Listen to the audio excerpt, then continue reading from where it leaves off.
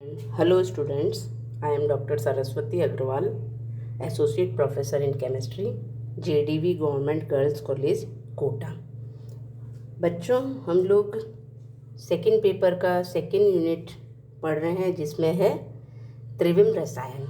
त्रिविम रसायन का अर्थ है कि कोई भी प्रकार की समावयवता, वो जिसमें कि दो यौगिक की मॉलिक्यूलर फार्मूला सेम है लेकिन उनका स्ट्रक्चरल फार्मूला अलग है तो वो संरचनात्मक समावयवी होंगे। त्रिविम समावयवता में बच्चों हमने पढ़ा कि यौगिकों के अणुसूत्र समान होते हैं तथा साथ ही साथ में उनका संरचनात्मक सूत्र भी समान होता है। संरचनात्मक सूत्र और दो समावयवी है अर्थात उसमें कोई भिन्नता होनी चाहिए। तो संरचनात्मक समावयवता में संरचनात्मक सूत्र भिन्न होता है, लेकिन त्रिविम समावयवता में दोनों समावयवी का क्या भिन्न होगा? उनका अरेंजमेंट ऑफ एटम और group of atom in 3 dimensional space is different. त्रिविम आकाश में परमाणुओं और परमाणुओं के समूहों का विन्यास भिन्न होता है तो वो त्रिविम समावयवी कहलाते हैं। अतः त्रिविम समावयवता अलग अलग प्रकार की हो सकती है, कॉन्फिगरेशनल आइसोमेरिज्म एवं कन्फर्मेशनल आइसोमेरिज्म। कॉन्फिगरेशनल आइसोमेरिज्म जो हम पढ़ रहे हैं उसमें ऑप्टिकल आइसोमेरिज्म हम कर रहे हैं। विन्यास समावयवता, कॉन्फिगरेशनल आइसोमेरिज्म का प्रकाशिक समावयवता में अलग अलग प्रकार के समावयवी हैं, डाइस्टीरियोमर्स, एनेंशियोमर्स एंड मेसोफोम। मेसोफोम प्रकाशिक रूप से अक्रिय होते हैं, ऑप्टिकली इनएक्टिव होते हैं। एनेंशियोमर्स ऑप्टिकली एक्टिव होते हैं और वो अपनी दर्पण प्रतिबिंब बनाते हैं जो कि एक दूसरे के ऊपर प्रत्यारोपित नहीं होते हैं। और डाइस्टीरियोमर्स एक दूसरे के दर्पण प्रतिबिंब नहीं होते हैं, जो कि हमने पढ़ा।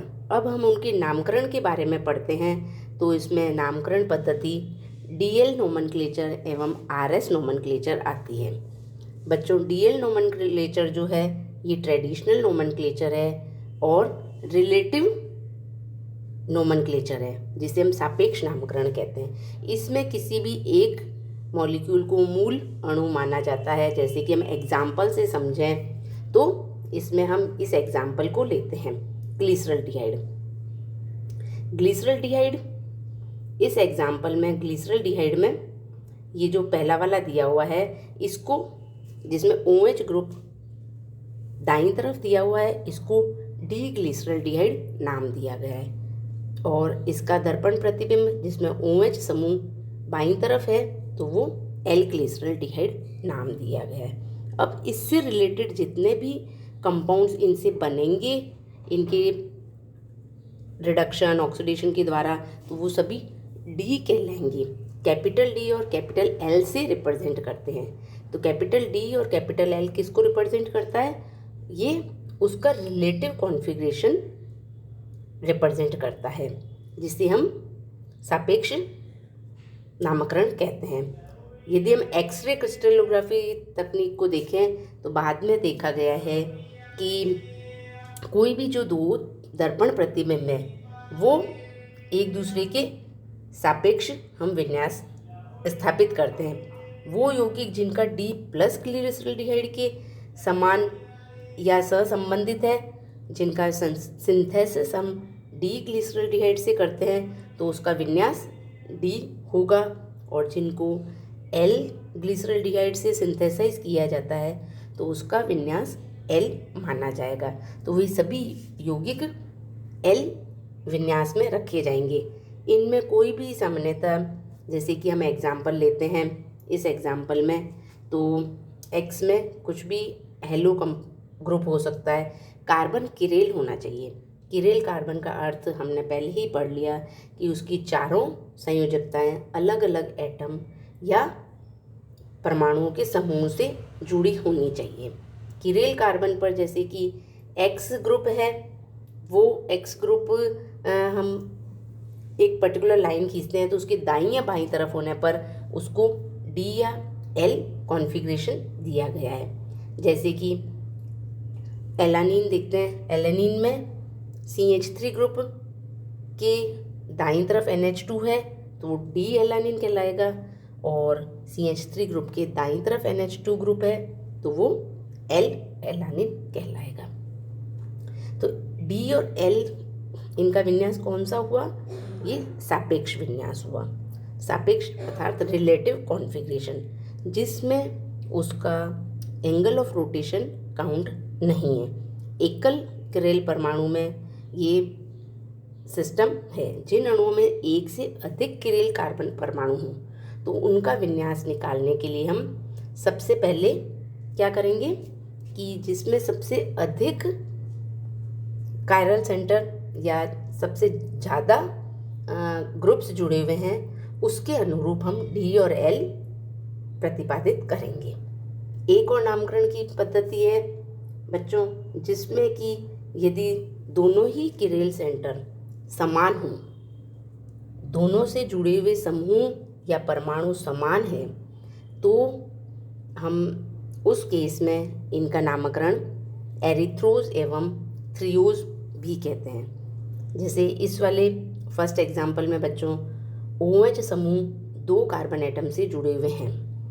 दोनों OH समूह हैं, दोनों यदि हैं तो इसमें एक ही चीज़ को माना जाएगा कि OH समूह बड़ा वाला किसके पास है। तो इस हिसाब से ये डी, पहला वाला डी कहलाएगा और एल कहलाएगा। लेकिन एक और जो सिस्टम है वो क्या है? एरिथ्रोज, जिसमें कि हम इसको आगे भी पढ़ेंगे कि एरिथ्रोज यानी कि दोनों समान समूह एक तरफ हैं तो वो एरिथ्रोज समूह कहलाता है। जैसे ये दोनों ही एरिथ्रोज हैं यानी कि दोनों OH समूह डी में दाईं तरफ है और एल में बाईं तरफ है, तो ये दोनों ही एरिथ्रोज के सेट हैं। यदि इसमें से एक OH समूह दाईं तरफ होगा और दूसरा OH समूह बाईं तरफ है तो वो फॉर्म थ्रियो फॉर्म कहलाएगा, और वो फॉर्म हम एरिथ्रोज और थ्रियोज में कन्वर्ट कर सकते हैं। तो थ्रियोज में भी 2 सेट हो जाएंगे, डी थ्रियोज एवं एल थ्रियोज, और एरिथ्रोज में भी डी एरिथ्रोज एवं एल एरिथ्रोज रहेंगे। तो ये हमारा था जिसमें कि लिमिटेड नोमेनक्लेचर हम कर सकते हैं, क्योंकि यदि ग्रुप्स की संख्या बढ़ जाती हैं और उनकी वैरायटी बढ़ जाती है तो हम नामकरण कैसे करेंगे। तो बाद में एक सभी के लिए सामान्य पद्धति आई जिसमें कि एब्सोल्यूट कॉन्फ़िगरेशन कहा गया। एब्सोल्यूट कॉन्फ़िगरेशन यानी कि निरपेक्ष विन्यास, जिसे RS नोमेनक्लेचर भी कहते हैं, क्योंकि DL नोमेनक्लेचर सापेक्ष विन्यास पद्धति है, रिलेटिव कॉन्फ़िगरेशन है, जिसमें मानक अणु ग्लिसरॉल्डिहाइड माना गया है, लेकिन उसमें कुछ लिमिटेशंस आ जाती हैं जिसमें हम सभी यौगिकों की नामकरण नहीं कर सकते। जिसमें कि सर्वाधिक अंक वाले किरेल कार्बन है तो उसी के सापेक्ष निकाला जा सकता है, अन्य जो हमारे पास कायरल सेंटर्स हैं उनके सापेक्ष नहीं निकाल सकते, और जो ग्लिसरॉल्डिहाइड से संबंधित ही नहीं है उनका भी हम नामकरण नहीं कर सकते। तो एक पद्धति की आवश्यकता हुई जिसमें इन सभी सीमाओं का निराकरण किया जा सके। तो RS कोहन, क्रिस्टोफर इनगोल्ड एंड प्रीलॉग ने एक सिस्टम दिया जिसके द्वारा हम कॉन्फ़िगरेशन और इनका नामकरण कर सकते हैं। तो इसे काहन इनगोल्ड प्रीलॉग सिस्टम भी कहते हैं और RS नोमेनक्लेचर भी कहते हैं। RS नोमेनक्लेचर का मतलब क्या है? R का अर्थ है रेक्टस यानी कि दायां तरफ, राइट हैंड साइड, S जो कि सिनिस्टर को रिप्रेजेंट करता है अर्थात बायां तरफ या लेफ्ट हैंड साइड। बच्चों, इसको पद्धति को काम में लेने के लिए हमें सीक्वेंस रूल की आवश्यकता होगी, जिसे अनुक्रम नियम कहते हैं। सीक्वेंस रूल क्या है? उसके कुछ नियम हैं जिसके अनुसार हम किसी भी कंपाउंड की नामकरण कर सकते हैं। सीक्वेंस रूल में कोई भी कंपाउंड है, यौगिक है, तो उसमें कायरल जो एटम प्रेजेंट है, कायरल कार्बन एटम है, उसमें समूहों को उनके परमाणुओं के बढ़ते हुए क्रम में व्यवस्थित करते हैं। तो जिसका सर्वाधिक परमाणु क्रमांक वाला जो समूह है वो सबसे फर्स्ट नंबर पर आएगा, और उससे कम सेकंड, और इसी तरीके से थर्ड कर कर हम उसको स्थान देंगे और नामकरण करेंगे। तो बच्चों, इसके जो नियम है इसके हम इस यौगिक में करके देखते हैं। तो पहले क्या है कि समूहों को परमाणु क्रमांक के अनुरूप व्यवस्थित करना। इसमें हम एग्जाम्पल में देख रहे हैं कि आयोडाइड समूह सबसे उच्च नंबर पर आता है, फिर ब्रोमाइड समूह आता है, फिर क्लोराइड आता है, एवं चौथे नंबर पर फ्लोराइड आता है। तो हमने 1 2 3 4 इनको नंबरिंग कर दिया। अब समूहों को ऐसे व्यवस्थित करना है कि जिससे न्यूनतम परमाणु क्रमांक वाला समूह हमेशा वर्टिकल रेखा में नीचे सिरे पर आए, जिसको कि हमें ये सभी चीज़ त्रिविमीय आकाश में इमेजिन करनी है, क्योंकि ये त्रिविम समावयवता पूरी तरीके से त्रिविमीय आकाश में परमाणुओं एवं परमाणुओं के समूहों का विन्यास पर आधारित है। तो इस प्रक्रिया में 2 मेथड है। यदि हम 2 चेंज करते हैं तो परमाणु का विन्यास वही रहता है। 1 चेंज करने पर हमारे पास हमेशा परमाणु का मिरर इमेज प्राप्त होगा। इसलिए यदि 2 चेंज करेंगे तो हमें वही व्यवस्था प्राप्त होगी। जैसे कि इसमें हमने ऊपर वाले में देखा कि बी और डी को हमने चेंज किया तो ए और सी को भी चेंज कर दिया। एक तो ये व्यवस्था हो सकती है। एक में हमने किया ए और डी को चेंज किया और बी और सी को चेंज किया, तो दोनों में हमारे पास में वही यौगिक प्राप्त हो रहा है। अब जैसे है, अब फर्स्ट वाले मेथड में 180 डिग्री पर हमने रोटेट किया और दूसरे में 90 पर किया, तो हमारे को वही यौगिक प्राप्त हो गया। तीसरा पॉइंट है, इसको हम एग्जाम्पल के द्वारा समझते हैं कि कायरल कार्बन पर यदि समूह जो उपस्थित है उनका परमाणु क्रमांक क्या है, उनकी वरीयता सुनिश्चित करने के लिए कार्बन से जुड़े हुए समूह या परमाणु के परमाणु क्रमांक को देखकर उसकी वरीयता सुनिश्चित करते हैं। जैसे कि हम इसमें देख रहे हैं कि 3 संयोजकताएं कार्बन से जुड़ी हुई है, लेकिन एक में इथाइल ग्रुप जुड़ा हुआ है, एक में प्रोपाइल ग्रुप जुड़ा हुआ है, एक में OH समूह जुड़ा हुआ है और एक में हाइड्रोजन है। तो सबसे हाईएस्ट प्रायोरिटी किसको मिलेगी? ऑक्सीजन को। तो हम ये ऑक्सीजन वाले ग्रुप OH को 1 नंबर देंगे। अब दूसरा नंबर, दोनों कार्बन से जुड़े हुए हैं लेकिन प्रोपाइल ग्रुप ज़्यादा बड़ा है तो उसको 2 नंबर देंगे, इथाइल ग्रुप को 3 नंबर देंगे एवं हाइड्रोजन को 4 नंबर देंगे। अब यदि कोई कायरल कार्बन से कार्बन जुड़ा हुआ है लेकिन उससे द्विबंध या त्रिबंध है, तो ऐसे समूह में परमाणुओं को 2 कार्बन या 3 कार्बन से जुड़ा हुआ माना जाता है। इस प्रकार में जैसे 1 कार्बन से 2 कार्बन जुड़े हुए हैं तो हम इसको ऐसे लिखेंगे, और वास्तविक परमाणुओं के भिन्न दिखाने के लिए हमने ये इनको कोष्टक में लिख दिया है। अगला रूल है कि त्रिविमीय स्वरूप में देखने की आवश्यकता है। हमें हमेशा इसको 3 डायमेंशनल व्यू में देखना है, जिसमें कार्बन की संयोजकता को बंध के विभिन्न स्वरूपों में प्रदर्शित कर सकते हैं। तो हम उसको पीछे की तरफ को डॉटेड लाइन से कर सकते हैं, सामने की तरफ को डार्क एरो से कर सकते हैं, और यदि कागज से बाहर की तरफ आ रहा है तो उसको बिल्कुल डार्क एरो से अभिव्यक्त किया जा सकता है।